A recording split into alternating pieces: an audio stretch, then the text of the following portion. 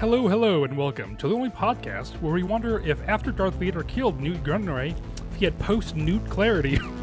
I'm Matt. I'm Max. Oh man, I messed it up. I'm Max. We're off to a great start. Welcome to Force for Thought! It wasn't what I was expecting. That's a good one. I appreciate that. Yes, fire pun, Matthew. Hello and welcome. Thank you for joining us today. We are going to be discussing our favorite live-action TV shows in Star Wars. So if you've been following along for the last several weeks, you know where Andor's gonna rank, I think, between the three of us. And we've made our opinions on most shows pretty clear, but when we were talking about it just casually, we realized that there's more distance between us than we really let show on the pod sometimes. So I'm excited to get into this. We're going to be going through in release order, which was surprisingly difficult for me to conjure up and remember the actual release order, because we're not just doing The Mandalorian and Andor as a whole. We're going individual seasons in this ranking, and so there's 10 entries, and they all came out in the last 6 years. So it was pretty condensed, and talking about them all kind of at the same time, it really made me appreciate some more than others that I was a little bit surprised with, but I'm excited to hear what you guys have to think. Me too. So first, live-action Star Wars TV show. I'm sure you all remember. Great time to be a Star Wars fan. The Mandalorian, Season 1. Where'd you guys have this one ranked? 1 through 10. It's a Max, classic. we'll start with you. I put it pretty solidly at number 3. I'm pretty high on it. It's good. It is. All the Mando seasons are pretty high in my book. I feel like that's just kind of like where Star Wars is right now. It's a classic. Obviously, it introduced us to Din Djarin, introduced us to Grogu. It had the great cliffhanger of the Darksaber. Yeah, I like it a lot. I have it sitting at number 3. Matthew. Damn. I also have it at number 3, which makes me nervous. I feel like I'm very interested in where some of this is going to go, but I was very shocked, I think, re-looking at all of these. And to be clear, I didn't watch all of these seasons. I have not had time to do that yet.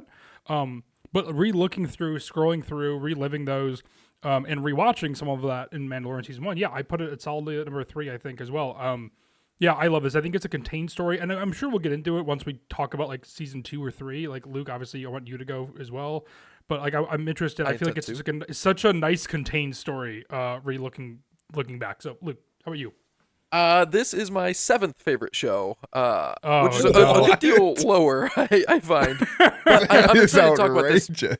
This was an interesting one as I was looking back, because there's no lightsabers, which we all know that I have a pretty monkey brain when it comes to seeing lightsabers versus not seeing lightsabers. That was essentially a post-credit scene. Was it literally a post-credit scene? I'm having a hard time remembering. If it wasn't, it might as well have been, but I think it might have actually been.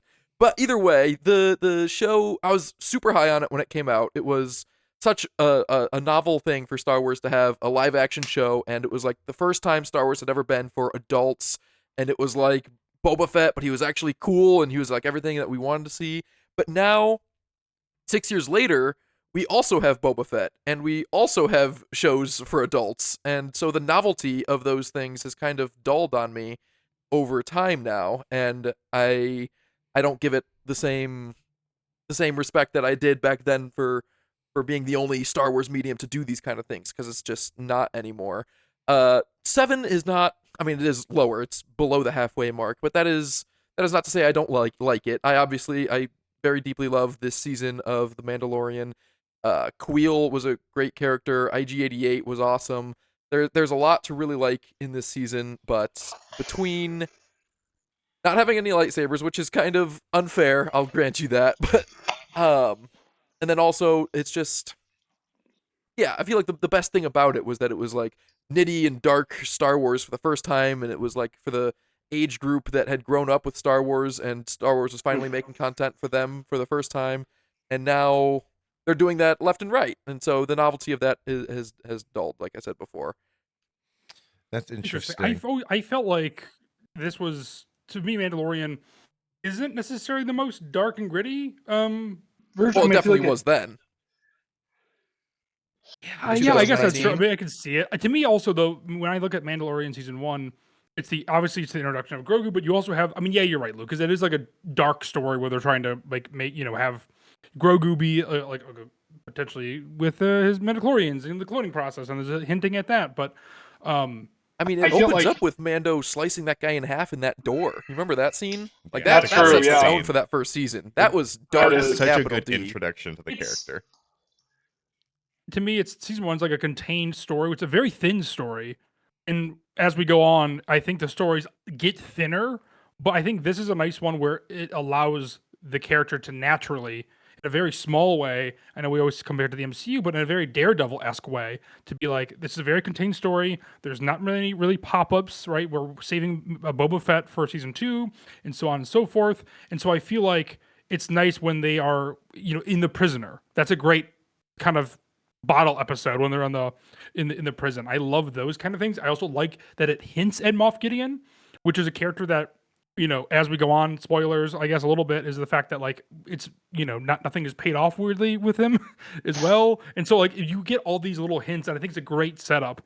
As well, like you said, Kuiil being getting killed off in the first season is great too. You're like, what are the legs of all of these characters? I think that really sets the tone too. I really like season 1. I think it still really holds up. It feels so different, especially when the volume was first. This is the first project with the volume, especially in this TV show, and be like, well, they can make Star Wars on this level. I think it was really great. I think some shows maybe suffer a little bit from that same level of budget and stuff too, but I think this show specifically thrives within that little universe. Again, it feels very contained and very narrow, which is very nice. And also, we get Mandalorian with the best armor, which is his Rayadi armor. I agree with that. That's part of the reason why I think those first 2.5. I think he gets it in the third. But those first 3 episodes, I think, are some of the best episodes of Mandalorian. When he's dealing with what to do with Grogu, and you're kind of wondering what's going to happen. I will say, because I agree 100% with everything you said, Matt. In Luke's defense, I'll say a couple things about Mando. But I'll keep it quick because I've said all these before. One thing is I'm just not a huge fan of the format, of the Monster of the Week type format. It does lead to some kind of more forgettable stories. I'm kind of blanking on You don't like the Sanctuary? I don't even know which one is that. Is that the one that introduces Cara Dune and they fight the... Yeah, like the ATST thing was cool, but like that story, it just served nothing to like the bigger plot, which is like what he's going to do with the child. I was going to say something similar, but the Sanctuary offers more plot than some of the other episodes, because I can't believe that you even just said that the first 3 episodes were so good, because the second one was just him losing his armor and ship to the Jawas, and that was a very...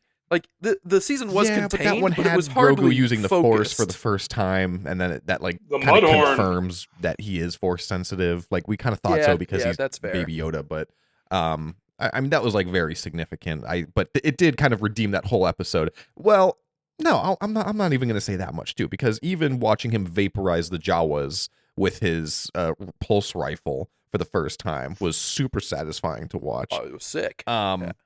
So no, I disagree with that. But anyways, it's the format is the main thing. But I think season 1 and especially season 2, they did a good job of kind of keeping it with a good through line that kept it intriguing for the whole thing. And the other thing I'll say in Luke's defense, because you have it at number 7, I know mathematically this does not work out this way, but for me, I have 8 and above as everything that I consider in the top half. That's where I draw the line, is between 8 and 9. So it's in the top half of stuff, according to my list, even at number 7. Yeah, logic and arithmetic kind of go out the window when you're just making gut feelings about what's good and what's not your favorite in Star Wars. I had kind of a similar situation making my list, but I mean, 7 is technically low, but it is still an excellent season of television. I just wanted to get out ahead for if we potentially talk about season 3 of Mandalorian and you guys start throwing single episodes saying that the whole season's bad because that episode's bad. And there were a few stinkers in season 1 as well. The Sanctuary I've never rewatched. The Toro Calican episode is only okay. And Matt, you already mentioned the prison episode positively, so I won't bring up that one, but that's another one that I didn't care for as much. It's cool. At least I don't rewatch. I wish those characters would have come up again a bit more, is the thing. Again, that's got blown up by X-Wings. I know, but that's what I'm saying. I wish they would have like set these characters up. Like I feel like that episode of that show of Mando season 1 was like, oh, this show is gonna be like a spaghetti western, right? Where it's like, oh, it's just gonna be a throwaway every now and again. Which is why we'll talk about it. Which is why I'm so thankful for Andor. I agree with the Toro Calican episode though. That one is a stinker. The only thing is the little Easter egg at the end when you see the boots that we now know is Boba Fett, but at the time we only speculated. That was fun. We all liked that. I guess I can't say with absolute conviction because we didn't have our podcast at that time, but I was thoroughly convinced that was Boba Fett before the reveal. He had spurs. The one thing The you can't jingle. look back on. All right.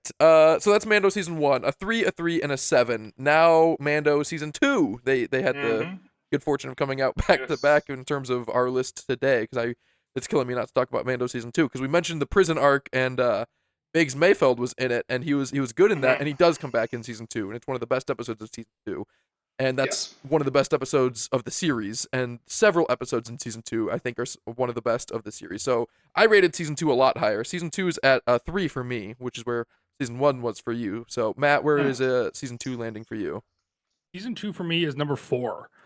It's when I think of Mandalorian, I think of mostly season 2 moments, right? You think of Luke Skywalker, you think of Ahsoka, you think of Boba Fett, you think of all these really great, Migs Mayfield, same thing. The Believer and the Rescue and the Tragedy, all amazing episodes, back-to-back bangers.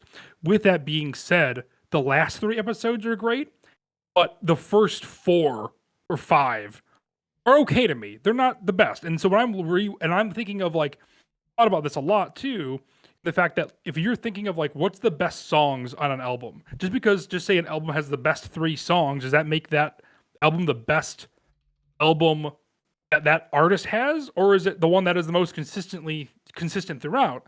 And so that's where I ended up being like, no, I think it is the one that's the most consistent throughout, and I think that is season 1 in comparison to season 2. Season 2 has way better and more flashy moments, but I think as a season itself, that ends with, Mandalorian Din Djarin taking his helmet off with IG-11, dying and getting melted. I think that is all an amazing emotional journey from episode 1 to 8. And I think season 2 is also fantastic, but I also think that it does suffer a little bit and has these flashier moments.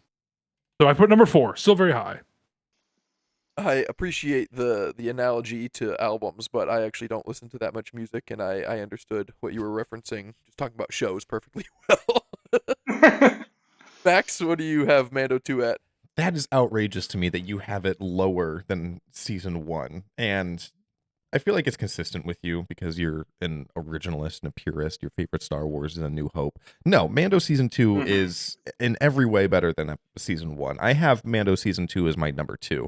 I mean, looking through the episodes of season 1 and season 2, right? Season 1, again, because it's Monster of the Week, you do kind of have to evaluate it on an episode by episode basis. And season 1 just has more kind of fillery episodes, right? We already talked about The Child. We talked about the Sanctuary, the Gunslinger. I like The Prisoner, but Luke, you think that one's a little bit slow. But season 2, I'm looking at the episodes, and I think there's only 1, maybe 2 that are kind of filler, and that's The Passenger. No, only 1. I'm looking at them also. Which one are you looking at? Oh, I thought The Siege was kind of filler, but I can see why you'd say that about The Passenger. I really liked Frog Lady. That is like an episode and a beat in this season. You can't deny that it's kind of fillery. I just really like it. I do know that about you, that you love Frog Lady for no reason, but it is a little fillery. The Passenger, quadruped, and The Siege, I think, is the other one that I was kind of thinking about that you can consider as fillery. But the other episodes, you have The Marshal, which is the introduction of Cobb Vanth and kind of the beginning of Boba Fett with the armor. And then you have The Heiress, which brings Bo-Katan into live action. And then you have The Jedi with Ahsoka. And then you have The Tragedy with Boba Fett. Like, it just does so much. And then obviously the ending alone. It's all fan service. But it's not all fan service, though. It makes sense. None of it, like, he's a Mandalorian. It only makes sense that Boba Fett would show up in this. He's looking for other Mandalorians. It only makes sense that Ahsoka would show up in this. She's still around, and he doesn't know what to do with this Force-sensitive youngling. I don't think, and same thing with Bo-Katan, because she's another Mandalorian. It all makes sense for the show. I don't think any of it was overly fan servicey. The only thing I could say is overly fan servicey would be the season finale when Luke Skywalker comes in. But I'd be upset if anyone just said like, "Oh, that's just fan service," because it is fan service, but it's fan service done so well. I mean, tell me no one got goosebumps during that scene. Like it's perfection. I don't think the fan service. I think that's what I'm saying though. Is that like I feel like all these moments are amazing moments, and they're great. They're good episodes too. But as a season together, as a whole, from a story perspective, I think season 1 is better and more concise. Where I think season 2.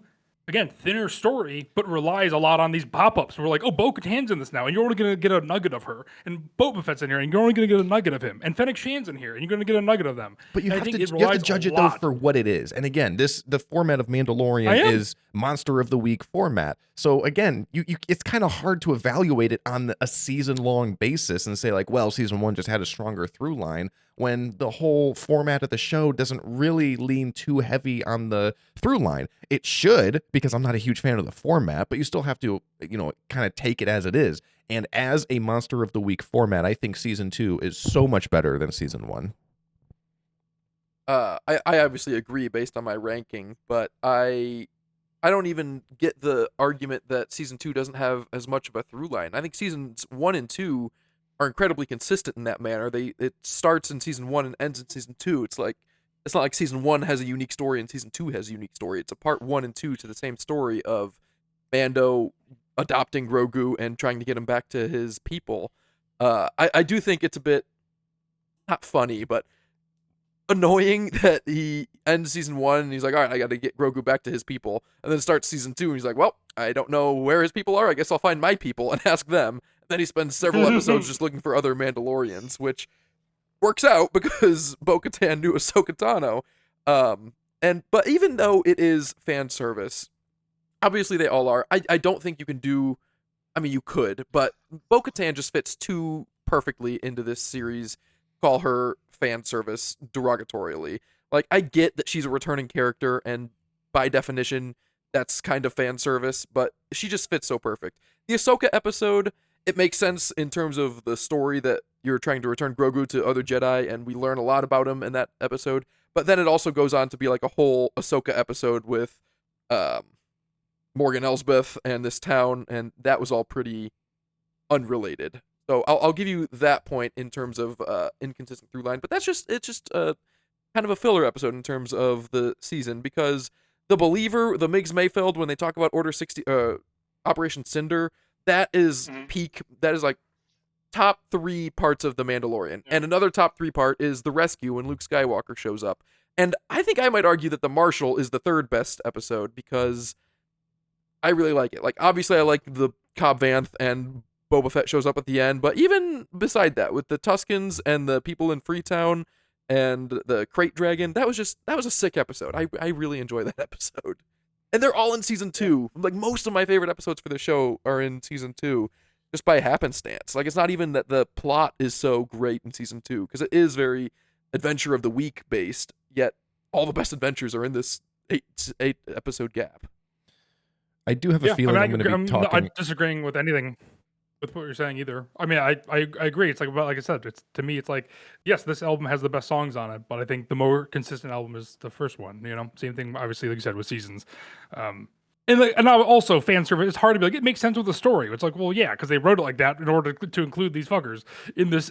Well, you could not write it like fan that. service that doesn't do that well, though, and I don't want to be talking out of both sides of my mouth, because not all fan service is bad. But I think I know what's coming up next, and I do have some thoughts to say about that one. Yes, there's a couple, and that's the thing I was going to say too, is Mandalorian in season 1 is this very contained small story, right? And then it starts to get a little bigger in season 2, and I wish it would have shrunk down, back down to what it was in season 1, or kept consistent in season 2, and then it gets obviously a little bit too big, and then it just kind of goes all over the place, which we'll get into.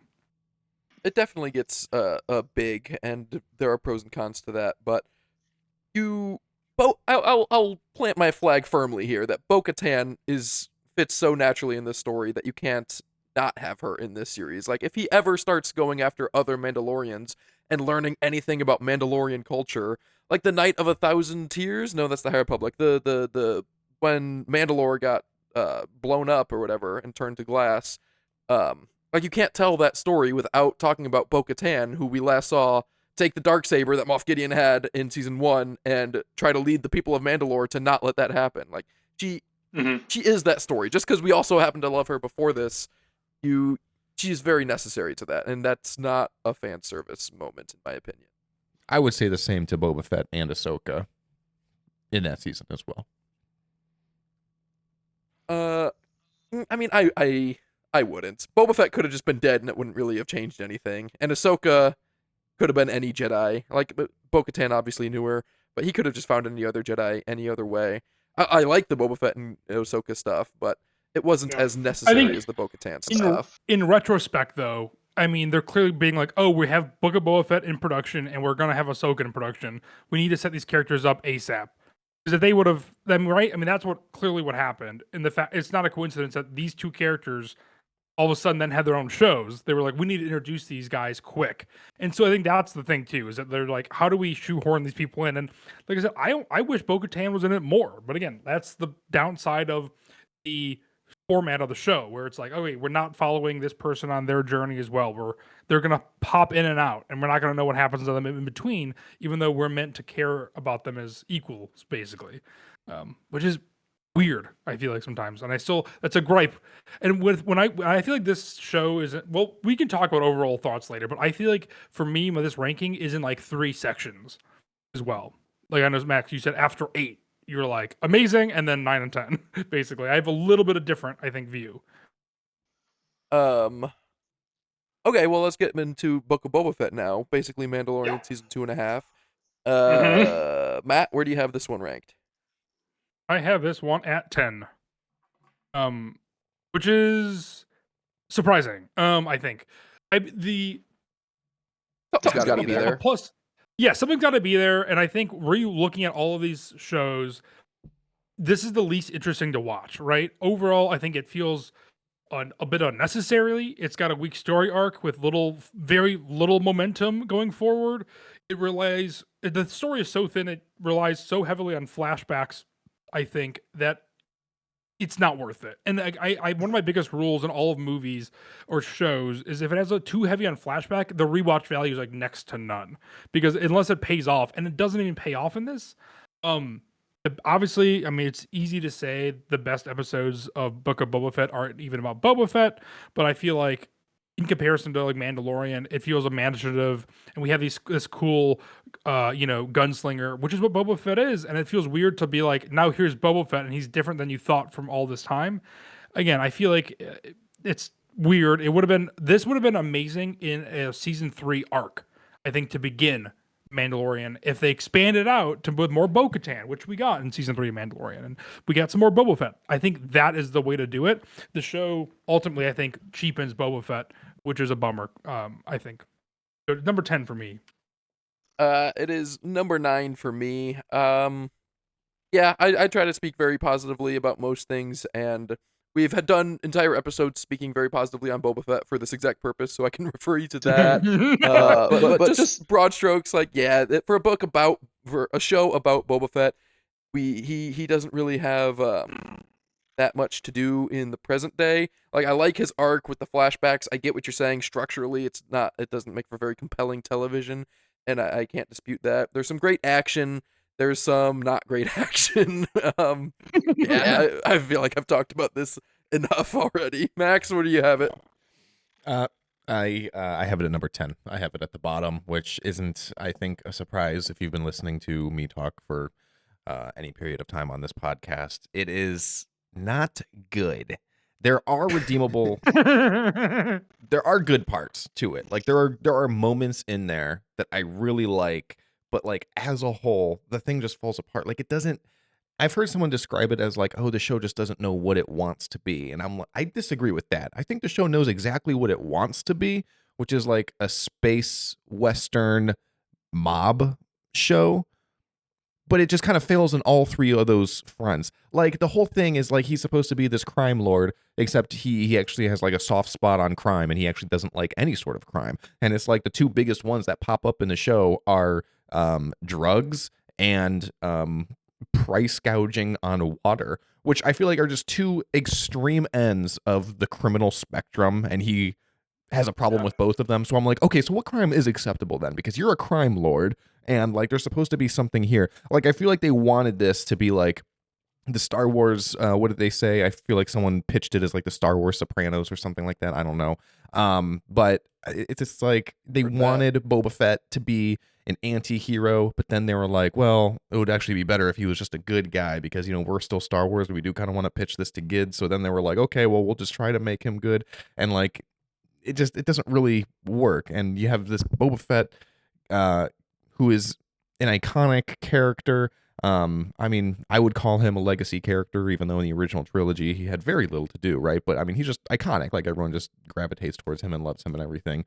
So I mean, like it's the plot doesn't quite hold up. Like the character motivations, like the internal logic of everything that's going on, like it all kind of comes apart relatively quickly upon further inspection.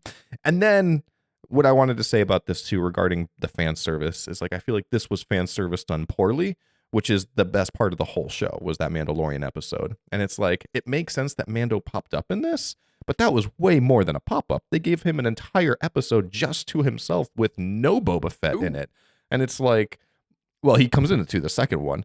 But it's like this was like a weird. This was not fan service done well. Like this was just like, okay, the people like Mandalorian, let's just give them more Mandalorian, and that's literally what it was in the middle of this show. I disagree, Max. It's not even fan service. They just didn't have a show. They didn't have That's what I was going to say too. That might be why, but I still consider that fan service. No, I don't think it's fan service. This is just like, hey, remember Mandalorian, the better show? This needs to be that, and this is them trying to save it. Because I think behind the scenes, things were falling apart with Mandalorian, which clearly I don't think we're ever going to get a full insight in. But the fact that they're doing a movie now versus a season 4, and then season 3 seems weird. Like, I feel like there's something going on, again, that they just were changing direction or something. And I feel like they were like, Book of Boba Fett would have been a great little, B to C storyline in Mandalorian season 3, but instead they decided to stretch it and nothing happened. And this is the first instance in Star Wars, I'd say also on my part, that actually I think started to overstep on other characters. Like I think people say that about the sequel trilogy. I don't have any problems with that necessarily. I don't think with like the Force and everything that happens in there. I think this is the first instance of being like, I don't know. I don't think I like that for Boba Fett. It's like when I think of Boba Fett, I do not think of this show of that version of Boba Fett.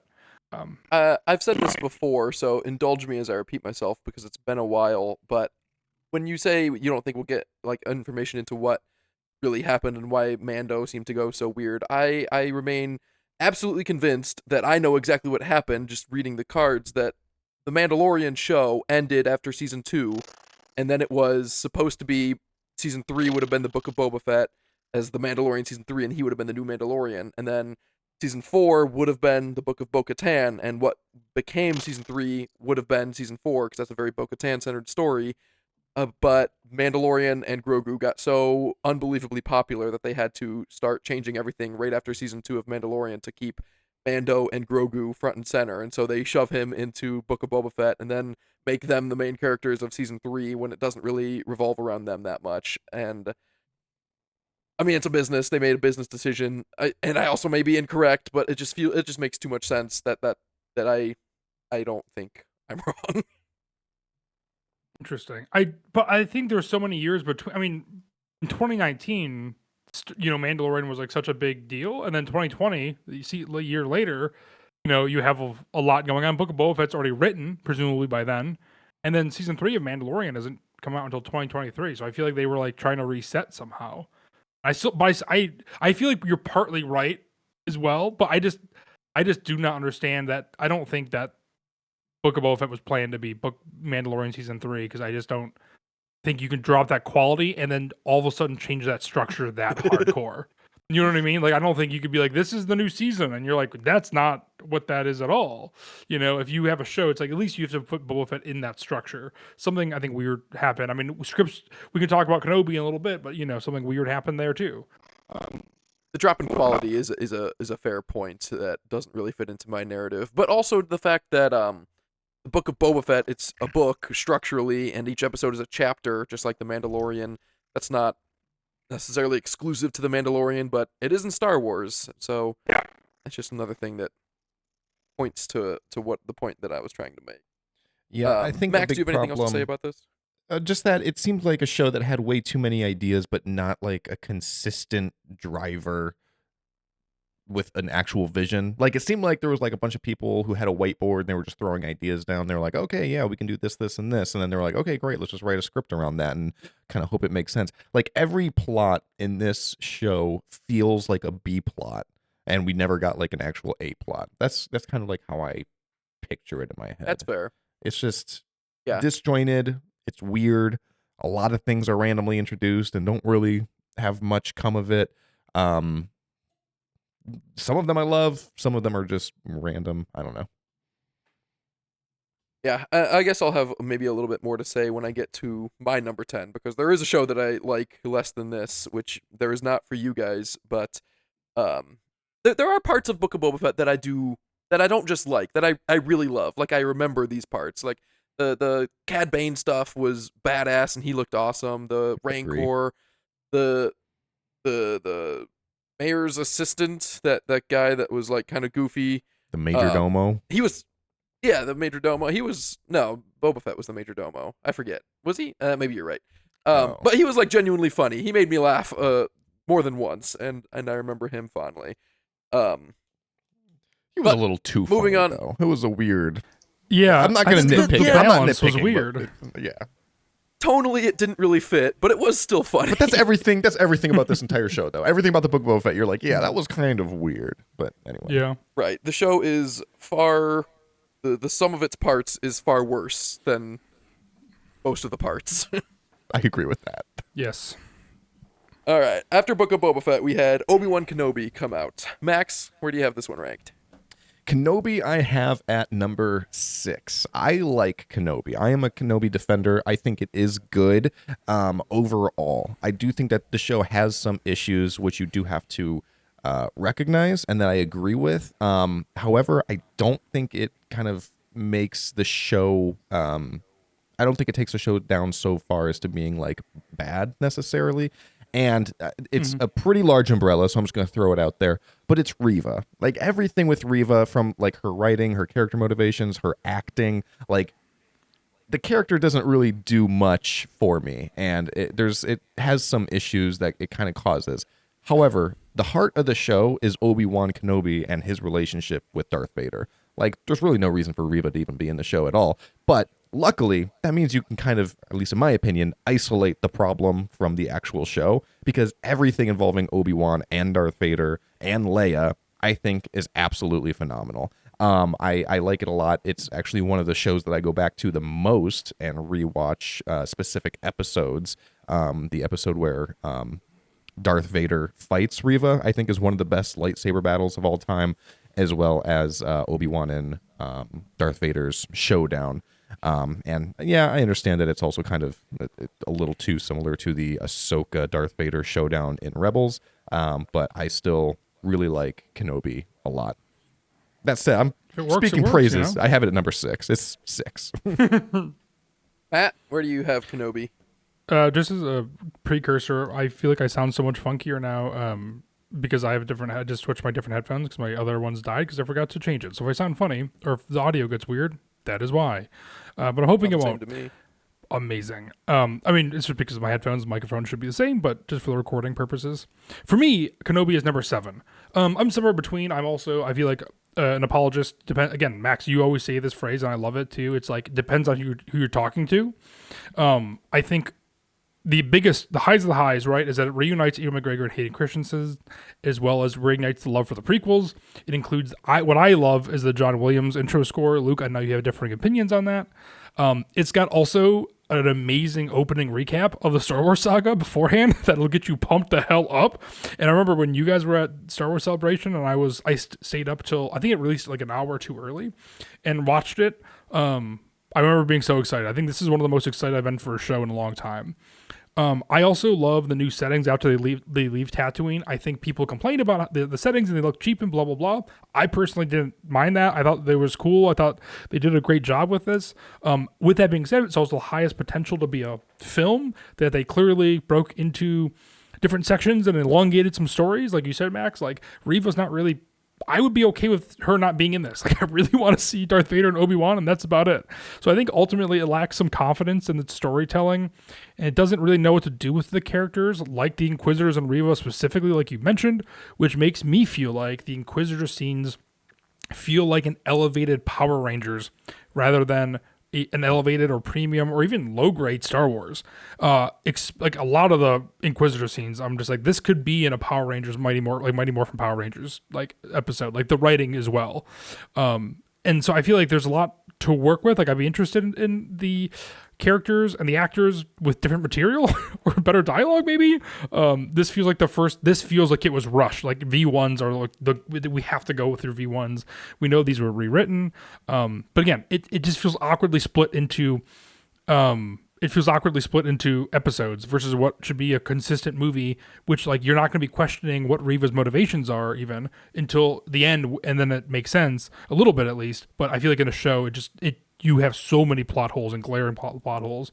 It's got a lot of interesting creative choices, I think, too. But ultimately, it's Obi-Wan Kenobi and it's Ewan McGregor and Hayden Christensen, so it's a lot of fun to watch. So I also agree. I think the music's great. I think it's a lot of fun in general. But again, it's number 7. Like I said, I break this tier up into kind of 3 sections, which we can go over later. Luke. I have Obi-Wan at number 4. I love it. It's one of my most rewatched as well, Max. Obviously, one of the most gratuitous lightsaber series that we have, and so it's the most rewatchable in that regard. Despite having ranked it higher than you, Matt, I will push back. I respect it. What? I said you're a simple man, and I respect it. Lightsabers, good. I like lightsabers.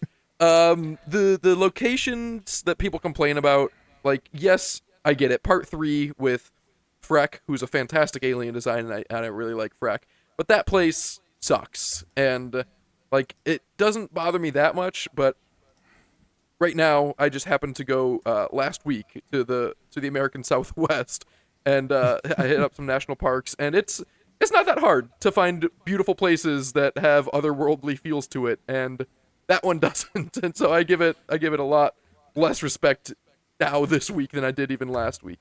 But like, Fortress Inquisitorius looked awesome. Daimyu, Daiyu, the planet that went to in the second episode, that looked like some Eastern Asian high-tech planet, that looked awesome. Mm-hmm. With all the bounty hunters and the shootout on the rooftop and everything. Yeah, Dino Guy, he was awesome. But then also the planet where Obi-Wan and Vader have their final fight is also pretty uninspired.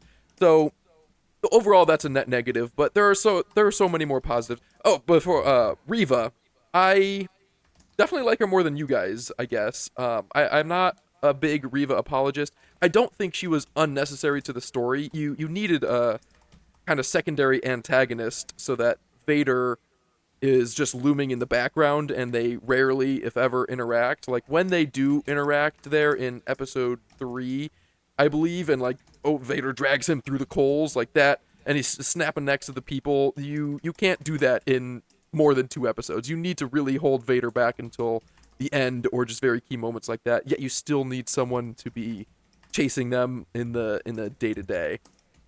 They could have done her story better, and there's a lot to be desired. Like, yeah, Max, I don't disagree that a lot of her dialogue is kind of sloppily written, and her acting may not be the best. But beyond that, everything with Obi-Wan and Leia and Darth Vader is amazing.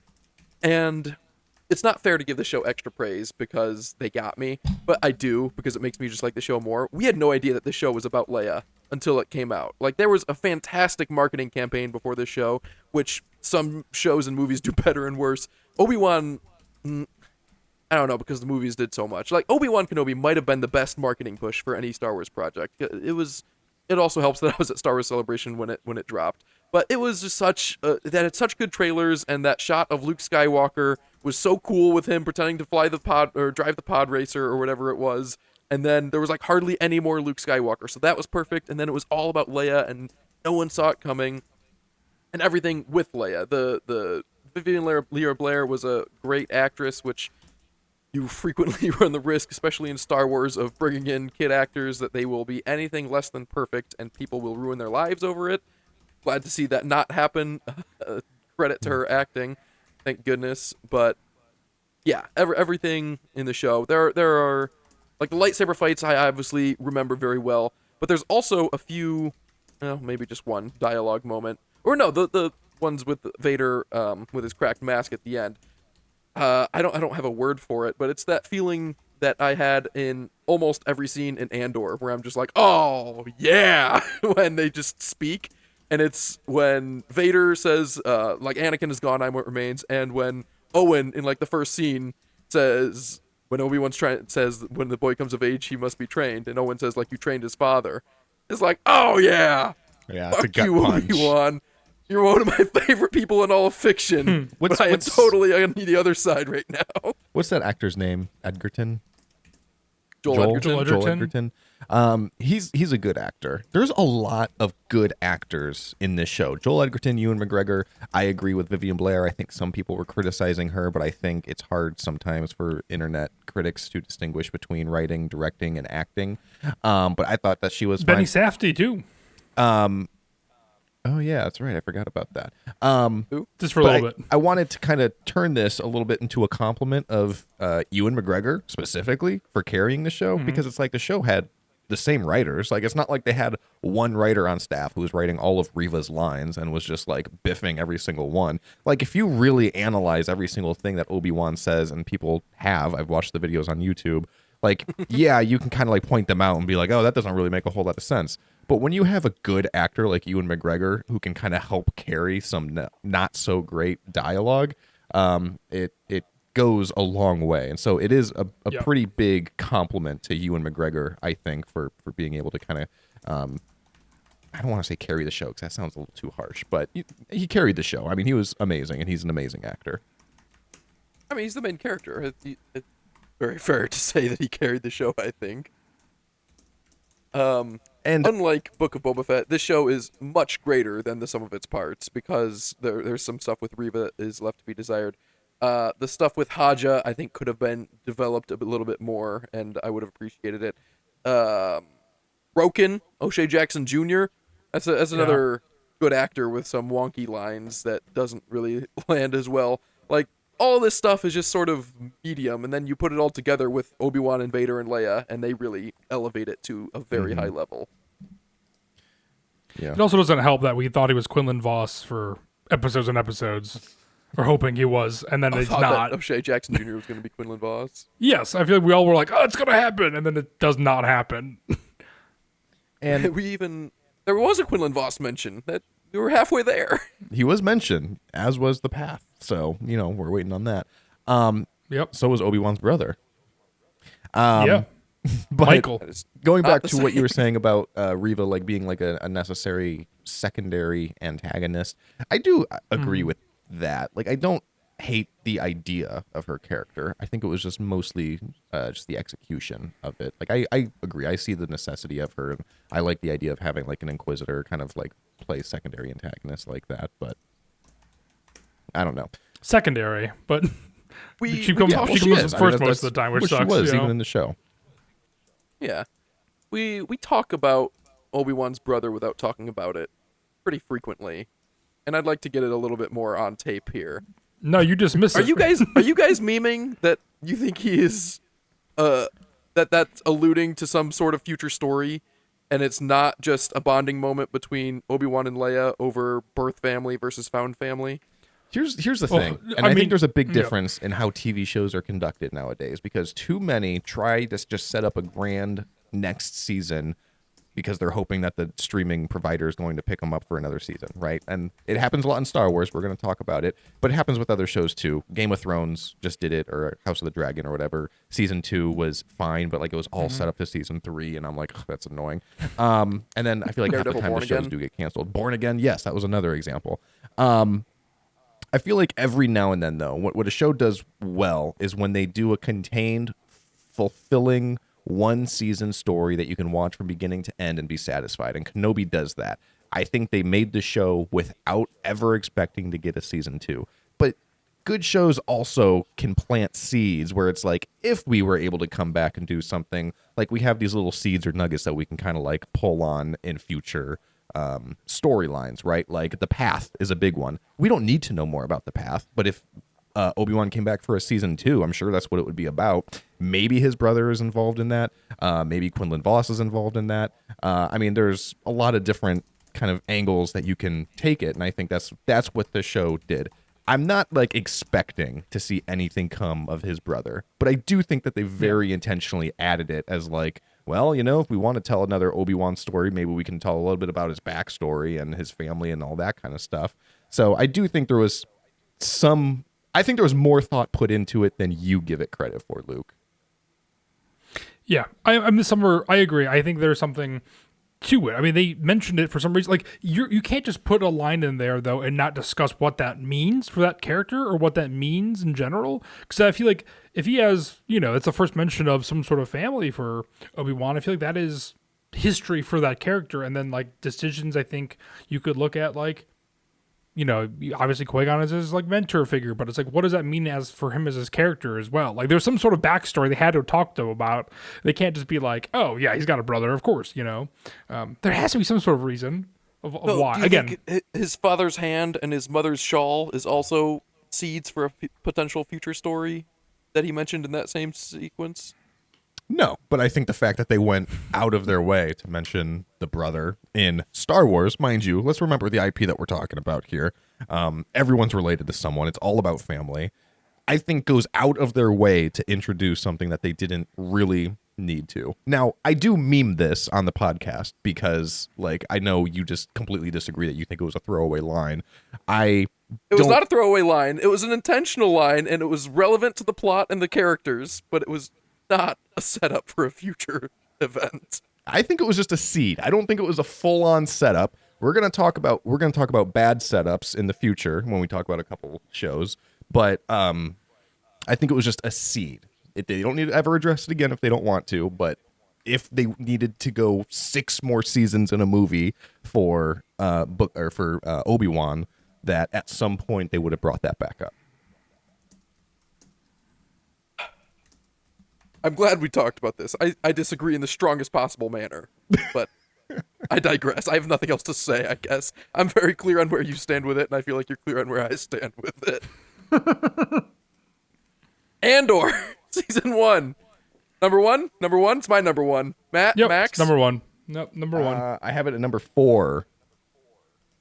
Don't you even lie. Oh, I have it at number 4. That's where I got it. You guys both do have you really? One? You both have one higher than 2? You have Andor. You actually have Andor season 1 at number 4? Yeah. You fucking idiot. I'll let Max speak first. I can't even. You like Mandalorian season 2 better than you like Mandalorian season 1 and 2 better than Andor season 1? Yeah. I mean, this is more upsetting than Luke liking Acolyte, presumably a 2 or 3. Give the man time to speak before we talk about what. You guys are acting like I'm about to shit on Andor here. I mean, Mandalorian seasons 1 and 2. You definitely have to explain why you think. Yeah. Well, I just think Mandalorian 1 and 2, and I think Andor season 2 is just better than season 1. I think they are all amazing. I think Mandalorian season 1 was like the hard reboot of what Star Wars is that we know of. I mean, it is Mandalorian and Grogu, for better or for worse. They introduce these characters. They're setting up the entire Filoni-verse, or what are they calling it? The Mando-verse, and everything with all the connected tie-ins and everything. So, I mean, it's just so big. Like, yes, Andor season 1, I'm not going to say anything negative about it. Like, it's really, really good. It's well written. It's well directed. Perfect. Yeah, it's really, really good. I wouldn't say it's perfect because I don't have it at number 1, but I think season 2 is better. I'm interested to hear why you guys still think season 1 is better than season 2. But also, I just think like season 1, it's hard to go back and rewatch it because it is very long. Some parts are slow. The first arc is pretty slow. The Aldhani arc is fantastic. The Narkina arc is fantastic. And then there's like a weird segue into the final arc because the final arc in my head is like 2 episodes instead of 3, but the middle one was 4. I don't know. But it's like, it's good. And then it just kind of ends on like a little bit of a fizzle, which is fine because it came back for a season 2. Luckily, this would have been a poor setup this would have been a poor ending of a TV show had it ended right there. But luckily, it came back, we finished it, and we know that it's amazing, and it blew our balls off. So, yeah, I think it's really good. I have it at number 4. Absolutely insane. I thought you were joking, and I'm actually upset. I think this is why I said top half is 8 and above. No, we mentioned several things that we don't like about Mando season 1 and 2. Yes, and yet you haven't mentioned anything that you don't like about Andor season 1. Yet you have it ranked lower. Like, what's holding you back? Because I literally described this season of television as perfect. Like, take the Star Wars out of it, it's still my favorite show. And I agree. It's the best. There's not a single negative thing I can say about it. It's the best writing, a gut thing, because acting, I'm not ranking all of this based on rewatchability, but if I were to go back and watch Star Wars, I'm not going to throw on Andor season 1 from the beginning. I've gone back and I've rewatched what's the name of the episode?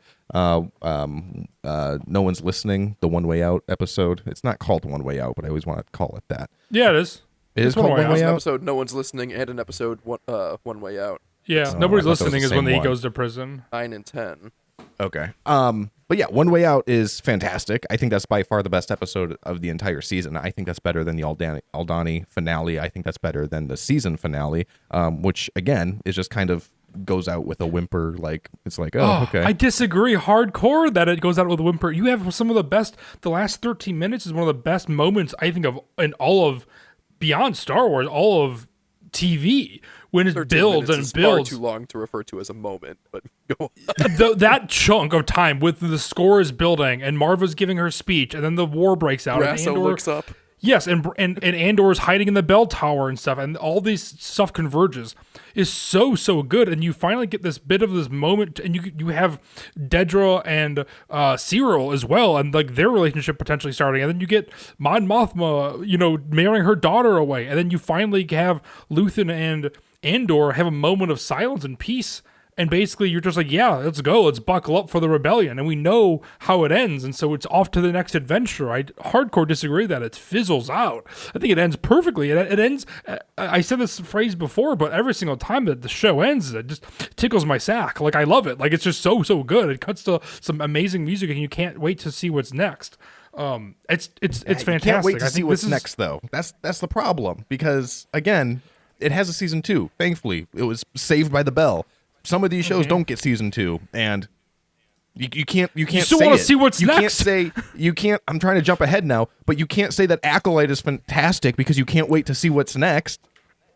No, but this is great because you know what happens next. Even if Andor season 2 didn't get a season 2, even though it was picked up for 2 seasons, you know what happens next. It's a prequel show, so this has the exact because it sets up way too much. It sets up way too much that it can't stop. They can't not address it at this point. See, everything.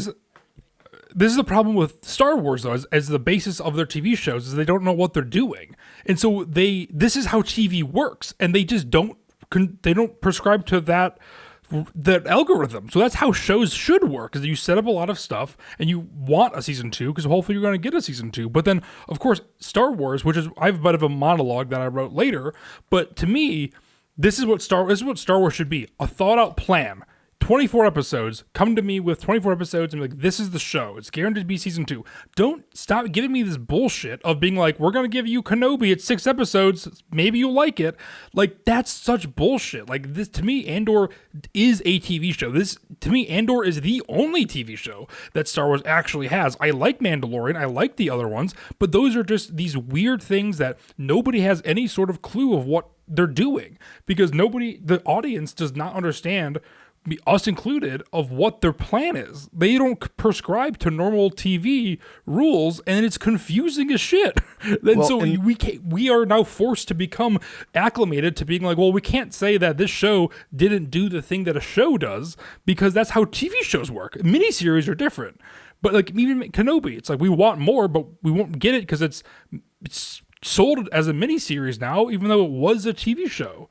So it's confusing as shit. I think Andor's the perfect box of 24 episodes. And if you look, that's why I also have 24 episodes. But we're breaking it down by season. You got to talk about it season 1. You can't just say, well, they had a plan. Exactly. All these shows have a plan. I think it's a Mike Tyson quote. Everyone has a plan until you get punched in the face. Like, you can't just say, like, oh, the plan was going to be fantastic. I think the plan for The Acolyte was probably one of the best plans in all of Star Wars. But spoiler alert, I have it close to the bottom of my list because we're never going to get to see it. You can't just say like, oh, like it was well thought out. No, what TV shows need to do is just tell me a single story. And I don't think Kenobi is better than Andor at all. But one thing that Kenobi does well is it tells you an entire story from beginning to end. We don't need a season 2. We could have gotten a season 2. There's more threads for them to pull on. With Andor, we needed a season 2. And that's what I mean by it ended with a fizzle. It was a good ending. I love the ending. The problem is it requires a season 2. Why do you not feel this way about The Mandalorian season 1? Poking holes. I mean, I guess I kind of do, but we're talking about a difference between 3 and 4 because I have Mando season 1 as my number 3. But you're also right. But this seems to be your only problem with Andor season 1, and it should be the same problem you have. No, with it's Mando not. Season It's the 1. only thing I'm disagreeing with Matt on. I mean, other than that, it's just like it's a little less Star Warsy. I don't know. It's not as. Kenobi is a bad example, Max, because that is a limited series. I don't think it was ever touted as a season 1. Where Ahsoka was never being like, this is a limited series. Kenobi was a 6-episode limited series, and so that is a finite story of 6 episodes. It's only a limited series in hindsight, though. No, but I'm pretty sure Ahsoka was like, we're hoping for season 2. You should be talking about this in terms of Mando season 1, because he ranked that one higher than Andor season 1, which is insane to me. Yeah. I cannot. I mean, feel like the acting Andor season 1 is so good, and I feel like Mando season 1 was like immediately classic. Like that's classic Star Wars. When I think it's fine. Modern Star Wars, I think of Mando before I think of Andor. If I thought of best Star Wars, I would think of Andor. Oh man, that's interesting. I mean, that's a little spoiler for what I have as my number 1. I wasn't doing a bit. I genuinely thought that this was going to be a unanimous number 1 from all of us, and we wouldn't even have to waste time talking about it. People have used the term "a league of its own" many times before, but I think it's most aptly applied in Star Wars TV shows. Like the quality difference between Andor and every other show is leagues different. It is just not even close. Like, and this is my first favorite show. Season 2 is my second favorite. And then if I was putting it like out of 10, like these are both 10, and everything else is not 10. Which I mean, it would be close to 10, knowing me. But like, just the difference between 10 and anything else is massive. Yeah, I agree. I mean, if we didn't break this down by seasons, I would have Andor as my top show. I'm so glad we broke it down by seasons now. Because Me too. I can't believe that you have it at 4. All right, Mando season 3. I have it at number 8, which I wanted to really put it higher because I am a Mando season 3 apologist, and at least in terms of this podcast, I seem to like it way more than you guys. But I still can't claim that it's better than 7 of these other seasons. I do like it a lot more than you guys, but just by process of elimination, you already have your 10, so it's not that different than 9 or maybe 8. I don't know. But go ahead. What do you guys have it at? It's number 8 for me as well. Max? I have it at number 7. 8 and 7. Who are you, Maxwell? It's basically the same thing. I mean, it's not I need you to rethink this because this is the first fraction of friendship we've had in like 12, 13 years. So you guys are going to make me defend Mando 3. How the tables have turned. Okay. This guy loves it. The Lizzo scene is not that bad. Plaisir 15 is a very interesting place outside of as having celebrity guest stars running it. The battle droid stuff was really cool, and the Axe Woves and Bo-Katan fight at the end was excellent, and the Quarren and the Quarren and Mon Cala stuff at the beginning was also excellent. That is a good episode with a bunch of weird stuff in it, but which is it is a very bad episode with good stuff sandwiched around it. But the season as a whole has its issues. I don't need to convince you guys on that because we all have it ranked pretty similarly. But I mean, like all the Mandalore lore is still interesting. It's fun to watch. Everything with Moff Gideon was really cool. I like that. It got a lot of crap for being all about Bo-Katan and like, oh, they're trying to like feminize Star Wars and like make it all about the girls now, and like they want Bo-Katan to be leading the show. And I just disagreed with that criticism because I was like, I just think she's the most interesting part of the show. Like, yeah, I think she should have been. Like, she's the best part. I liked it. And she's a good fighter, unlike Din Djarin. And she's the leader of Mandalore. Right. I mean, just like, yeah, I think that's who they're gonna talk about. So I don't know. It bothers me the cop out of bringing back IG-88 at the end. Good as new. Yes. But it's dulled by how much I absolutely love IG-12. No, I mean at the very end when they actually bring him back. IG-12 when Grogu's piloting him, that is amazing. I love every time that he's on screen. It makes so much sense, like narratively. It was difficult for the first 2 seasons, and now we have an extra 3rd season that's not even about him, and we're still trying to make him a main character. Yes, give him a mech suit, make it the hollow carcass of a character that we already loved, give him some agency. That was such a perfect idea, and I'm bummed that it was gone so soon. For me, the biggest thing is, like we're talking about, is the confusing narrative direction. So we don't really know. Like, I'm fully on board with Bo-Katan being the main character, but I feel like they still felt like they needed to put Din Djarin and Grogu in it a bunch, and I feel like, and then also Moff Gideon's resolution feels unearned and super rushed. And so those are my 2 biggest gripes. And so I think that in itself is just at the core of the show of season 3. Is there something different and off, and it does not feel cohesive or correct for some reason. But yeah, you put Boba Fett in there. This would have been great for 3 arcs, just like Andor. It's like, oh, let's do a Bo-Katan arc, let's do a Boba Fett arc, and then let's rewrap it around with Mandalorian arc. There are 2 seasons that we're going to be discussing tonight that I have problems with structurally, which is Andor season 2 and Mandalorian season 3. So we'll get to Andor season 2 in a bit, but yeah, structurally, it just doesn't make sense to have a story about the Mandalorians and Bo-Katan's rise to power and just follow Mandalorian witnessing all of this story. Like, show us the story. Don't show us this guy experiencing the story. Yes. But because he is so massively popular, they did it, and they're going to keep doing it. Hopefully, Mandalorian and Grogu has more of a compelling Mando and/or Grogu-centered story, but we'll see. I do like this season to be one long more than you guys, episode of The Mandalorian. Yeah, it will be. Hopefully, they're just start jumping around places. They can't stick a structure. Ahsoka season 1. Matt, where are you at? Number 6 for me. Again, I was surprised because I really enjoyed watching. That's the thing. I really enjoyed watching all these shows back to back. With you guys and stuff too. So that's a huge part of Star Wars, just that experience of viewing it. But if you were going to rank it, I would put it number 6. I enjoyed it. It's a lot of kind of inside baseball. Like we always talk about, like Max said, this is the ultimate, I think, version of setting something up. For Andor, I think it's a little different where we know the story ends. We have these characters kind of set up and we guaranteed a season 2. Ahsoka, we're all here for Thrawn. And they kind of blue-balled us with it. And they teased it every episode. And they teased it in the trailers. And they teased it that he's coming back. And then they just do not do anything with him. And that is pretty upsetting, I think. I like the stuff with Ezra.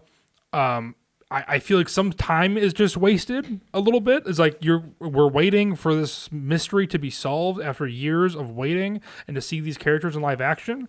I'll just even reserve Baylan Skoll and Shin Hati for you, Luke. I feel like there's no way I can even compare to how you talk about them. But I think, yes, I ultimately, number 6. I think it's a fun show. I think it's, ultimately, as a season, this is where I would agree with Maxwell and to say this ends with a fizzle, where I don't think Andor does. Yeah. I had it at number 5, so not far off from you, Matt. But this was my most difficult selection, putting Ahsoka and Obi-Wan at 4 and 5. It could have gone 5 and 4. It was very close to me. I had the same thing with them at 5 and 6. Thank you, because it doesn't look good on me that they happen to be the 2 shows with the most equal amount of lightsabers in them. Like, I promise I care more about has way these more shows. lightsaber. It does. But unfortunately, like I put the Book of Boba Fett 1 slot higher than you because I have a few good memories tied with it, like moments and things. When I think of Ahsoka, as much as I want to think of The World Between Worlds and how unbelievable that episode was, and Baylan Skoll and Shin Hati are 2 of my favorite villains in all of Star Wars, and they've not even done anything yet. I am yet still just remembering several times when Ahsoka takes a deep sigh and the camera just lingers on her for the whole sigh. And that shouldn't be my biggest takeaway from the show. It is a show that I really enjoy, and it bums me out. That's what I remember most. But yeah, when I rewatched it, I guess it was last year because it came out 2 years ago now. It only got better on rewatch. The stake, like, the story is pretty clear, cut and dry, with the exception of that one episode in The World Between Worlds where it's very Ahsoka character driven. I would have liked more Ahsoka character development throughout the entire season and a little bit more spread out, instead of all of it in that one episode. But it was awesome. I mean, live action, Hera and Sabine and Ezra all worked perfectly. The ghost looked awesome. We got just the right amount of Chopper. Yeah. Max, where do you have it? I have it at number 5 as well. I love Ahsoka. Pros and cons. Starting with the pros. It's good. I like the characters. Obviously, they kind of come pre-baked, which is nice if you like Rebels and all that stuff. It has a lot of good action. I like the story. The cons with it, I kind of want to jump there because, Matt, I agree with you 100%. This is the one that I wanted to talk about as far as the ending. I think this probably has like the worst season 1 ending of all of these because you talked a lot about Thrawn. That's not even what I was most interested in. I'm much more interested in the Baylan Skoll storyline. But again, they kind of tease that the entire thing. And it's like, man, if you guys had just resolved that in season 1, I might have ranked this higher than Andor. But the problem is they're going into this with a quote-unquote plan, right? Because they're like, oh, we have these huge plans for season 2. And thank God it's been confirmed and they're going forward with it, because if they were just like, okay, the show's done, actually, and she's just marooned on this planet, and we don't know what Baylan Skoll's doing, and Thrawn's back, but we'll address that in another project that we don't know yet, I'd be like, what the hell was that then? Like, that's terrible. And so it is saved heavily by the fact that I know that it's coming back, because I am invested in these characters. I'm invested in these storylines. And even though I said I'm invested in these characters and I like them, that is kind of another con too, is that you really do need to watch Rebels in order to kind of fully appreciate the emotional stakes in this, as opposed to like Kenobi. It's like you can just kind of like watch the original trilogy and you have a pretty good idea, or the prequel trilogy, and have a pretty good idea of the emotional stakes. But I love it. I mean, I love the characters. I love, I will say, as one more con, too, and this was only kind of made in hindsight, is that when you watch some of the action, some of the lightsaber fighting, it doesn't look that great. And you can't really put a finger on it. It's like it looks like a little too slow, or it looks like a little too wooden, and it's just kind of hard to put your finger on until you watch the lightsaber action in Acolyte, which is by far the best thing that show does. Because as soon as I watched Acolyte, I was like, yes, this is lightsaber combat. This is what Ahsoka needs to be doing moving forward. And hopefully, since that show is not getting renewed, whoever did the choreography for the fight scenes in Acolyte are working on Ahsoka. But I love Ahsoka. I think it's fantastic. I actually just recently picked up the newest addition to my collection. Hey. Captain Enoch helmet, which I'm very excited about. I mostly just think he looks cool because he didn't really do anything in the TV show, and I have no idea what he's going to do in season 2. But, I mean, look at that and tell me that doesn't strike fear into the heart of any rebel. And it also strikes heart into the fear of real-life people, too. Word to the wise, if you ever buy a Captain Enoch helmet, make sure you tell everyone in your household first, because everyone in my family independently stumbled upon this just kind of laying around when I bought it, and it scared a lot of people. Does it not look like show it again? Yeah, does it not look like a man in a metal band in the Midwest with that goatee? That black thick goatee. Goatee right there. I've never thought of that like goatee. I'm not going to be able to unsee that now. No, me neither. Damn, that ruined it for me. I'm very excited about it. That's awesome. I very excited about season 2. We all ranked Ahsoka. We all ranked it about the same, so there's not that much more to say about it. Cool. Super good show. Tough competition. I'm ready to move right along unless anyone else has any final thoughts. No, on let's Ahsoka. do it. The Acolyte. I'll go first. The one we're all waiting. Yeah. Kind of saving myself. I have it at number 6, which is not that high, and it's just funny to see like the state of like how much more I like it than you. Yet I definitely don't like it more than Obi-Wan or Ahsoka. But it is really good. Obviously lightsaber go burr makes my brain happy, but the things that are not good are outweighed enough by the things that are amazing, like the lightsaber choreography, like a lot of the characters. Unfortunately, the worst two characters are the main two characters, and so we spend a lot of time with May and Osha when I would rather spend time with literally any of the other characters that I really, really do like. Yet we spend time with these characters that I don't as much. Soul is one of my favorite characters. Like the lightsaber choreography, we already talked about it. Also, just the fight choreography, because there's several amazing fights without lightsabers. Like obviously, Chimere versus all of those Jedi on Kerfophus. I forget the name of that planet, the jungle planet where they fight at night. That sequence is amazing. Probably the best lightsaber fight in all of Star Wars.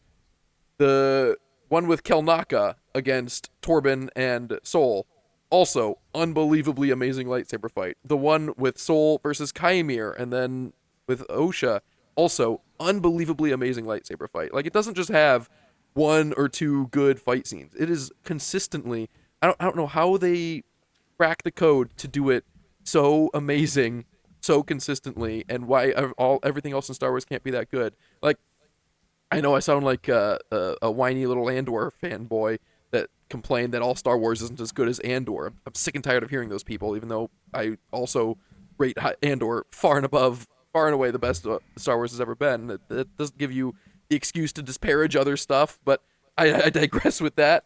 But I'm going to say it the exact same way with the Acolyte and the lightsaber combat. Like, just do it that well, I don't know who it is you have to hire. I can't imagine that it's that much more money. Maybe it is, but it's like just the actors doing the stunts and trying harder. Like, just do it, But all right, number 6. Where do you guys have it? Max, you can go first. I have it at number 9. I agree. I mean, I already complimented the lightsaber action, and I think it is absolutely incredible. The thing about the Acolyte is it actually has a story, and the story makes sense. So I do put it above Book of Boba Fett, where it's like, at a big picture, Boba Fett just like falls apart for me. Big picture, Acolyte fits, and it works well. The problem is in the details, and it's like almost every single detail. Because like you can go back and like you can kind of listen to our reviews as we were going through. I loved Acolyte for the first, how many episodes were there? Was it 8 episodes? Maybe 6 episodes or so? First 5 or 6 episodes. The problem is towards the end when you start to kind of realize that they might not stick the landing, because like some of the pacing was weird, like the whole thing I was talking about, like the rule of 3 and how they only showed the flashback 2 times, and I was like, that's kind of weird, right? But then like you start getting into some of the other issues with like the character motivations, and the biggest one though, because those are all kind of small critiques though, the biggest one is just the performances. I did not like the acting in this at all, and unfortunately, I forget her name, but it was the actress who played the 2 main characters, Osha and May. So kind of the opposite issue Amandla of Stenberg? Kenobi. Yeah, Amandla Stenberg, where like Ewan McGregor is an incredible actor, and he carried Kenobi, and that, good thing, because he's the lead. This show, it's like she's the lead, and she kind of tanked the show with a bad performance, in my opinion, because I think there's other great actors in that show. I mean, I don't think it was all writing or all directing, although maybe those didn't help her. But again, like Soul had the same writers as everyone else, and like none of his dialogue really stood out to me as like being bad or anything like that. I disagree, and I'm going to interrupt you because I feel very strongly with Soul having bad dialogue. Yes, because I also agree with Luke on this too. I think it is different than Obi-Wan, where they're all delivering the same bad dialogue, but Obi-Wan does it really well. They're all delivering the same bad dialogue, but Soul is literally doing it with broken English, and so it sounds more acceptable because the man doesn't speak the language, and that's why it feels more natural. Same thing with the kids too, because people always critique. Well, it happened in the Acolyte. People critique the acting of the kids or the dialogue of the kids, and they were like, "Oh, that's such bad writing." And it's like, well, it is writing for a literal 8-year-old, so it's like, what do you want them to be saying right now? Like, you want them to have a Luthen-esque monologue? Like, this is a child. Right. I do not think that the acting wasn't great, but it was not helped at all by poor dialogue writing. I think that was the biggest problem with this show in my mind. Yeah. I agree. I also Matt, where do you have it? I ranked it at number 9 as well. Everything for the positives, like you said, the only thing I would include is that I love that explores elements of like witchcraft and lesser known factions. It also includes inventive technology like the seats, and Pip is cool. So I think it's got some really cool things like that going for it. I also think, Manny Jacinto, Charlie Burnett, and Daphne Keene are all great in the show. They're the ones who should be the main characters. Again, ultimately confusing and unsatisfying story structure. It tries to present a mystery that is very obvious from the start. It's really poor episode structure, I'd say. I think impacted by reshoots where we watch Andor and every episode ends with very, very much intention, and this randomly just like fades back up, and then, somebody goes and make sure someone's alive by patting their back or something. Just really weird endings. Again, would be an amazing, I think, standalone Disney Plus movie. I think that ultimately Disney should have course corrected at some point and been like Kenobi and Acolyte are movies. And then, I can talk to this, to death about that, but I feel like it would have been more effective in general. I also agree with the weak casting, but Lee Jung-jae, I think, is actually bad in this show. I think he is worse than Amanda Stenberg for sure, because Soul is, I would say, my least favorite Jedi in all of Star Wars. I know, he's the worst. As the main character, you're following him, he doesn't let you in as an actor at all. He says the line so stone-faced. Again, it could be the broken English aspect as well, but you just don't know what he's feeling ever. I mean, he's visually maybe a little bit, but like he's just all of his dialogue is exposition. I mean, in every single recap, he talks about how they were presumed dead 16 years ago and blah, blah, blah. It's all exposition. I do not think he delivers it well. To me, he is worse than Amanda Stenberg, or whatever her name is. I feel like I'm fumbling it like 8 times today. But yeah, Lee Jung-jae, I think, is actually bad in the show, which sucks. And I think you'd be better suited featuring Yord and featuring Jecki, and if you had almost this trifecta of people that you were following versus one character, Yord was interesting, Jecki was interesting, and for some reason they're just left behind for the most part. Like The Acolyte is a show that I did rewatch more of for this list, and I enjoyed those parts. Now it being fully out and being like, oh man, yeah, Yord is kind of cool, and Jecki, and then they just get cut short and you're left with Soul and a mystery that leads to nowhere. You're like, this guy's a shitty person anyway, and he's just so stiff, I think, the entire time. I think it's weak casting choices. Obviously, we can also go into this weird cameo that's purely fan service with no narrative payoff, poor handling of legacy elements like Darth Plagueis and Yoda for some reason. That just feels like usually you're pumped to see something, but at the end it's just like, this is the worst use of Yoda, just because it's like, it just feels like they're trying to save something, which is unfortunate, because again, they should have relied on what they had, because I think they could have done really something cool. But I put this at number 9. We've been really harsh on it, but this is better than Book of Boba Fett for the fact that this is fun to watch. It's got cool action sequences. It's got that best fighting in it. It is significantly better than Book of Boba Fett for that reason alone. I think Book of Boba Fett's fun to watch. I just think it's not fun to think about. And I will say, Acolyte is the second worst example, and it's exemplified by the fact that it's not coming back for a season 2, where it's like, okay, you clearly were setting something up for a season 2, and now we're not going to get it. And it's like, I don't know how to even judge season 1 now, because it's like, it's an incomplete story. It's like, just give me a full story, and then, I'd feel better about it. But whatever. I'd also be remiss, though, if we didn't talk about Chimere, because I feel like we didn't talk about him enough, and how awesome he was. He was a great villain. His mask alone is also awesome. I really want to get his helmet, too. So I do like that. I disagree with Soul. I like Soul. I like all the Jedi. I like almost everyone in this show other than Osha and Bay.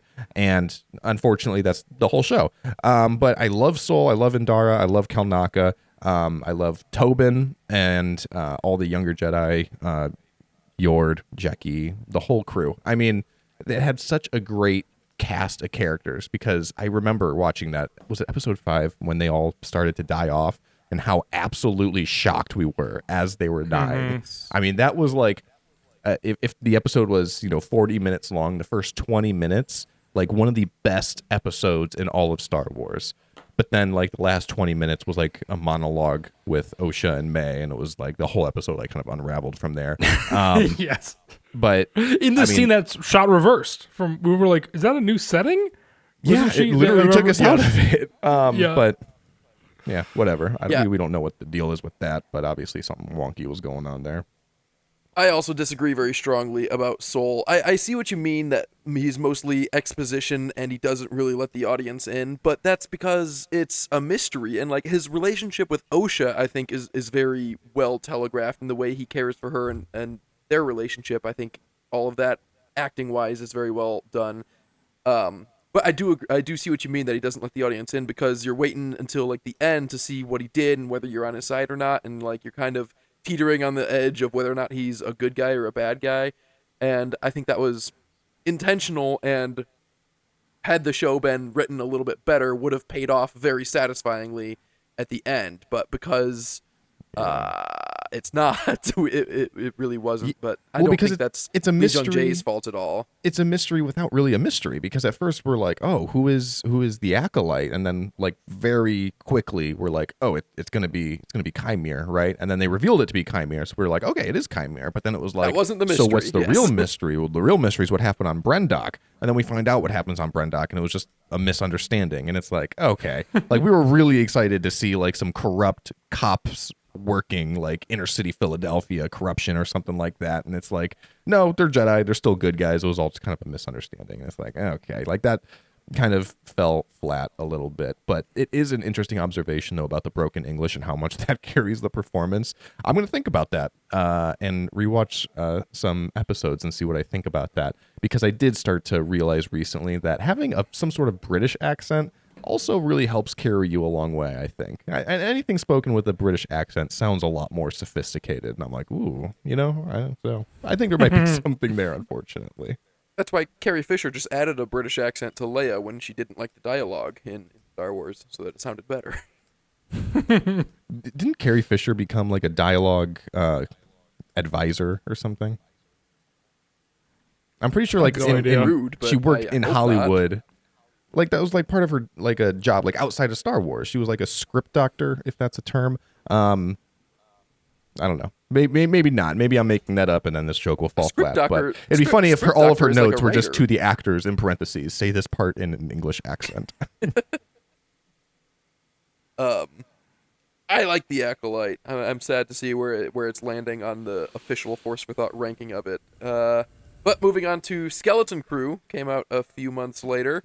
Max, I'll let you go first this time.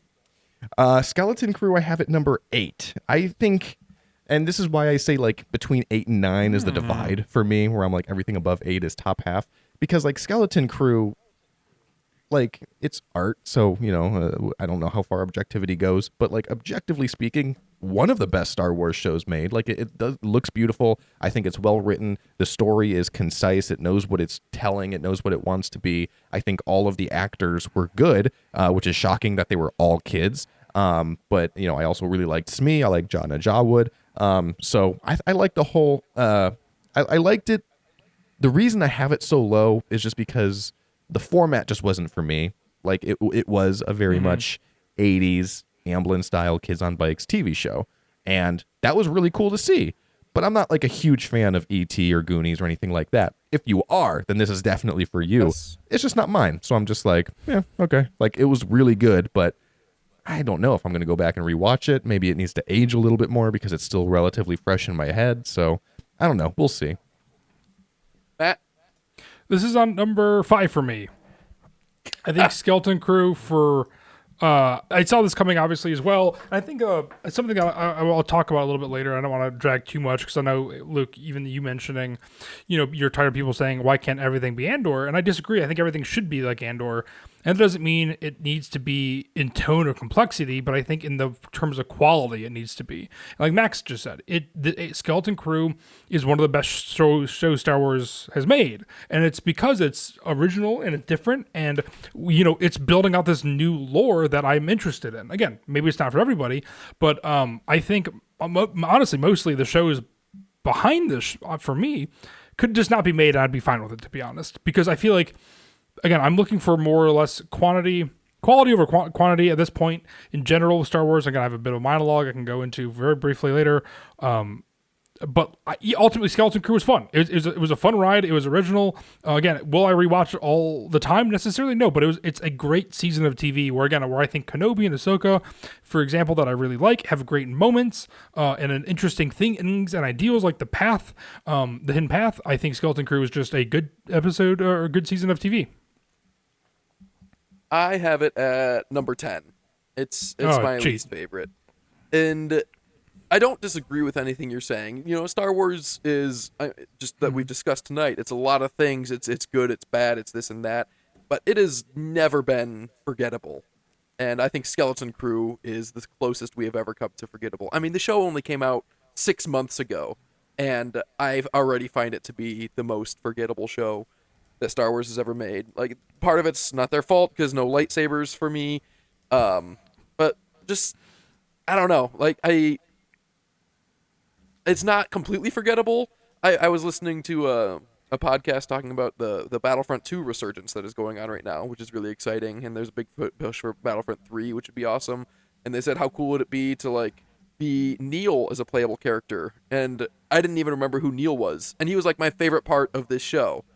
And I couldn't not put it at 10 after that. Because Boba Fett, it might be a worse show, but I'll definitely rewatch it more. I definitely will think about it more fondly somehow because I'll just think about it more. There are parts that stand out as great in Book of Boba Fett, and there are parts that I do remember liking in Skeleton Crew. The opening fight scene with Captain Silvo and that Gran with one eye, that was really cool, and a lot of the lore stuff around At-Atin was interesting, and it was a serviceable show. I have no concrete complaints about it. I just think it was forgettable, and it breaks my heart to say that because I've never said that about Star Wars. Even when it's bad, it's memorable for now.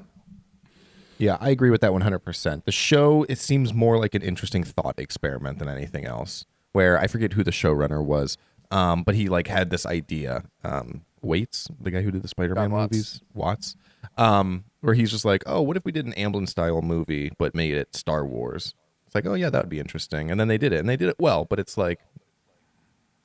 it's inconsequential is kind of how I would frame it. And kind of the same thing as Acolyte too, I suppose, just with better action. It's and maybe it's just because Acolyte isn't getting another season, but it just, inconsequential is kind of the word that I think I would use. Yep. I don't disagree with the inconsequential. But how dare you forget Neil? Yeah, that's outrageous. I'm disappointed that I did. I was surprised after I remembered who he was because I did really like him. And I stress again, it came out only 6 months ago. That is very recent. All these shows came out in the last 6 years, which is relatively recent. But I'm bummed. I don't want to feel this way. But I agree, though, when I was trying to come up with these lists in my head, and I'm thinking about it, and I'm what show am I missing right now? It was always Skeleton Crew. I was oh, yeah. All right, last one. Matt, I'll let you start before we say anything dumb. Andor Season 2. Andor Season 2 is my number 2. It's just perfection. Season 1, Season 2.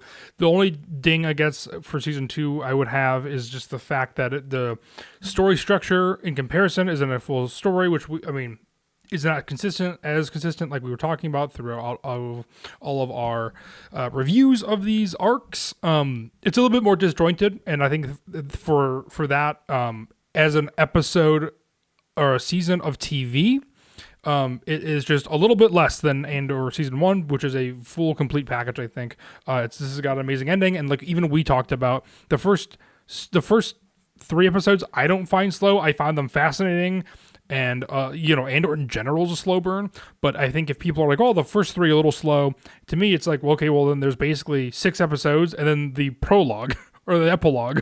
And to me, so it's even in that regard, it's okay, we have 6 episodes then of the show, and my God, is it the best episodes of TV of all time. But again, if I'm looking at moments, I'm thinking Andor Season 2 is the best moments.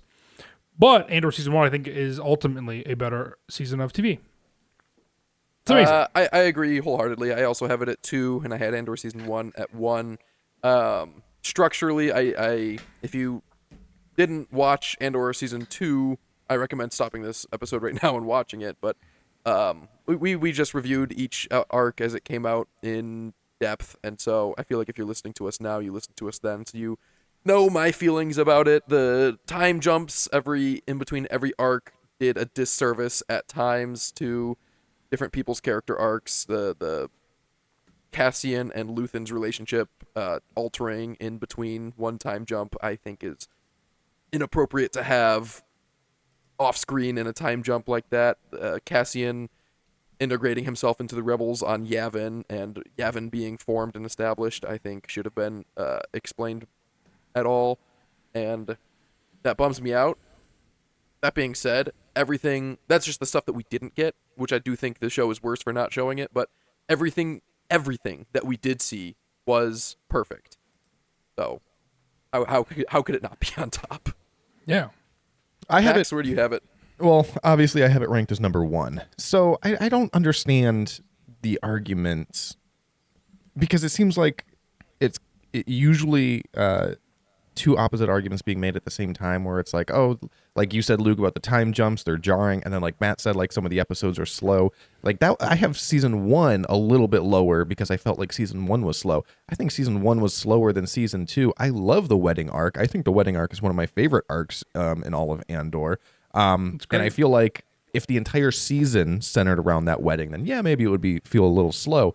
But I think the 1 year jumps help push it forward, and it helps us push forward to, you know, the ultimate end, which is the direct lead up to Rogue One. Whereas season 1, it was like a little bit slow, but then it leads up to this ending of like, okay, now we're gonna get going, and it's like, oh, come on, like I thought this was all building up to like something more than that. We don't need to rehash the argument about the fizzle, though.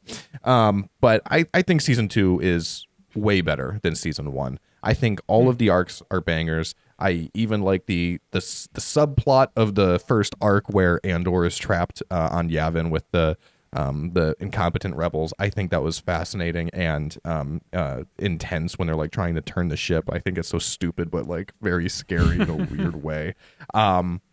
And then obviously you have like the buildup. You have the death of Luthen, which was amazing. You have the showdown. I mean, I'm just going through the moments. We don't need to talk about the moments because we all know the moments. They're amazing.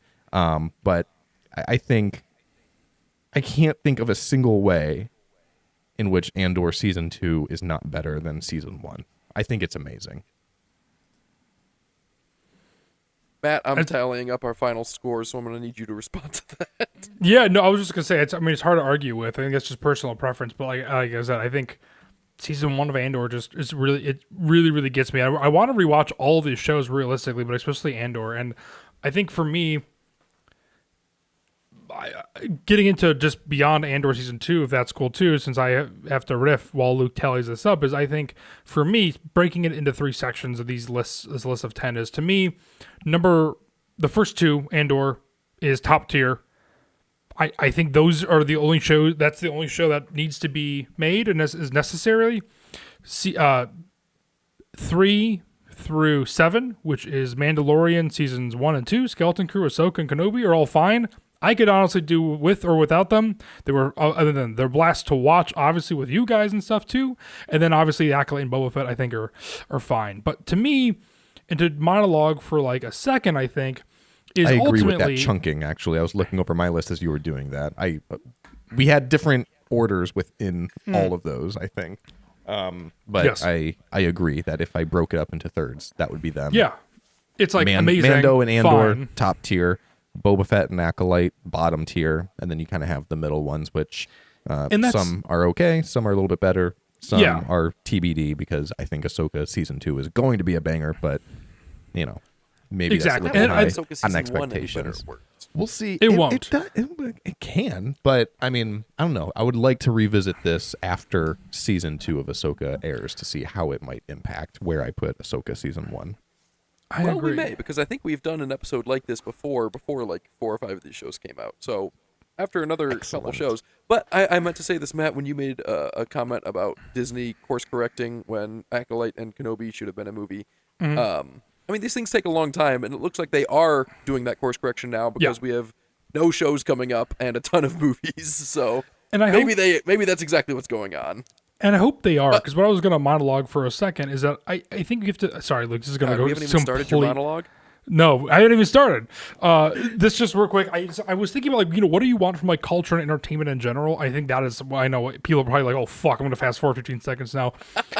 But I think when you want, I want things that are quality and everlasting and that are made for concrete reasons.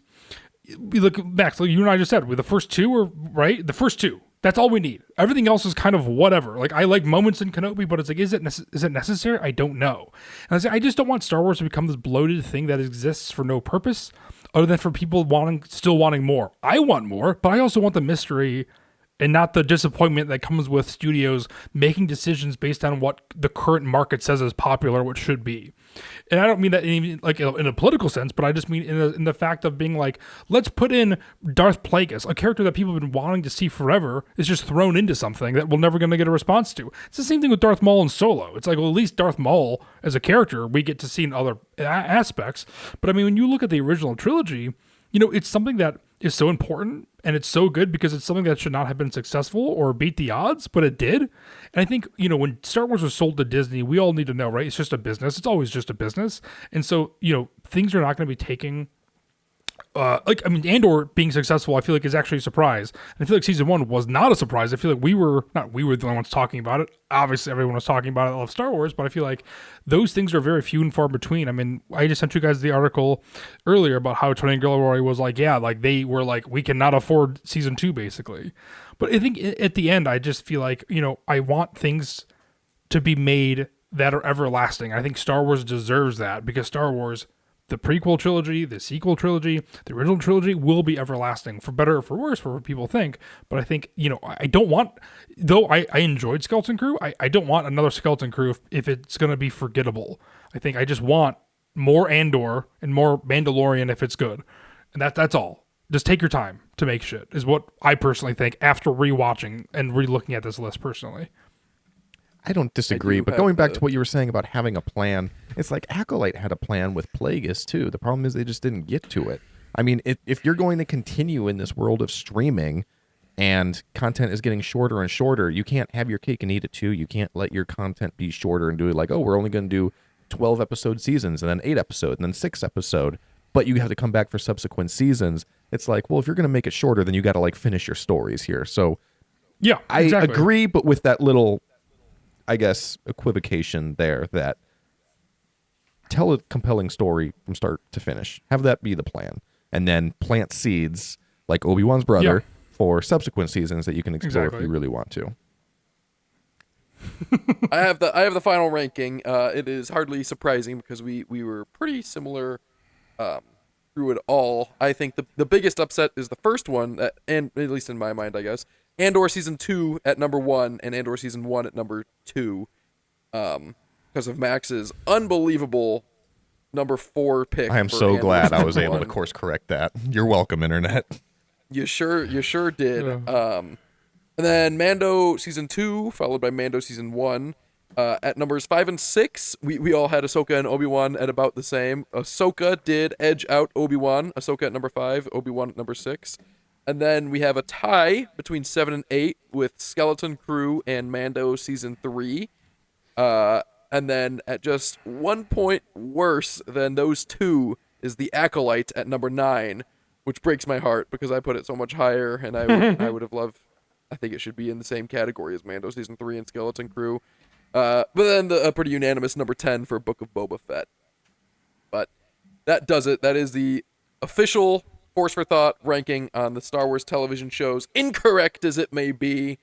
How similar is that to your guys' list? Did anyone get it right? I guess Max would be the only one that might have because you had Andor 2 highest. Or no, because you didn't. You had Andor Season 1 at number 4. None of us got it right. We all made compromises and we're all furious about it. Exactly. Does anyone have any Force for Thought to leave us with? I do. I'm sorry to rush, but we're running late, and I really like this Force for Thought. I was watching Andor Season 2 because amazing, and episode 11 of Season 2 when Cassian and K2SO and Melshi are going to Coruscant from Yavin. They leave Yavin, and they go into hyperspace above Yavin, and Cassian calls back to hold on, and then like Melshi, you see him hold on, like kind of jostles him, and it made me think about like inertia in space and how all that works. But I didn't want to get into it because that's not what Andor is about, and I was surprised to see it inconsistent, but it's always kind of inconsistent in Star Wars, and I just thought that was a weird moment. But then they do it again when they're leaving Coruscant with Kleya, and Cassian's flying in K2SO and Melshi. He says, "Hold on," again, and that time it's in atmosphere, and it makes sense to me. But I still don't want to get into the details on that, because it occurred to me at that point why he always calls back to hold on, because on Aldhani he didn't, and Nemik got crushed. Aww. And now it just makes me very, very sad. So he just always tells everyone to hold on when he starts going fast. Wow, that is that took mind-blowing, Luke. Turn. That's that great. probably is true. We never really analyzed the psychological impact that would have on him as the pilot. It's like, yeah, you did kind of cause that. Your cargo jostled and you just killed a kid. Oh, yeah. That's heartbreaking. That's amazing, Luke. That is a great force for thought. Can't wait to go to sleep now. We have nightmares. Yeah. Glad to think about that. I'll leave you with another example, too, in The Last Jedi, because it always sticks out to me when they're coming out of hyperspace. It's a shot of Leia in her quarters or whatever, and then it kind of stops, and she kind of, like, stumbles a little bit, and you can kind of hear, like, the glass on her table shake and stuff. I don't know why it always sticks out to me then, too, but yeah, that happens. It has to do with zero or artificial gravity. Don't ask me the details, but it makes sense. It happens sometimes and it doesn't happen sometimes. I don't want to get into it. It is definitely inconsistent about when it matters and when it doesn't. Which maybe some ships have more sophisticated anti-grav technology, and some ships have maybe it's other technology or inertial dampeners. I've heard that phrase before. But that's not what this Force for Thought it's about. It's about the Cassian sad about Nemik, like all of us. And now we're ending this episode on a sad note. No. Thanks for listening. All right. Let us know what you think about the my Force for Thought as well as our rankings. I am looking for some vindication on here, because I would like to find other people that like the Acolyte to be my friend. Good luck, buddy. Thanks for listening. Reach out to us on socials, and we'll see you next week. See you, Sammy.